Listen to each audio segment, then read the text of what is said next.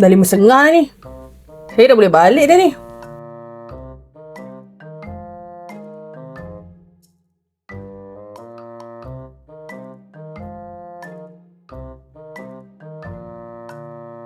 Alamak, hujan lah pula. Tadi nampak macam okey je. Sekarang dah bulan berapa Oh, dah masuk bulan November. Patutlah dah musim MTL. Nampak gayanya memang hujan sampai Mac tahun depan lah ni. Habislah kena prepare untuk hujan berterusan ni. Dah lah weekend ni pula nak pergi mancing kat laut. Kena cancel ni. Laut pun berisiko juga ni. Aku bawa ke tak baju hujan ni? Habislah kalau tak bawa. Nasib baik bawa.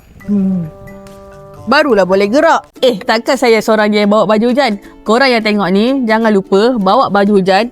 Pastikan tayar korang ni masih berbunga. Dan make sure korang punya brake ni masih berfungsi. Dan yang paling penting sekali, kalau hujan lebat, jangan redah. Tunggu dulu atau berhenti di tempat yang selamat. Okeylah, hujan pun dah reda ni. Saya gerak dulu, Papa Roger.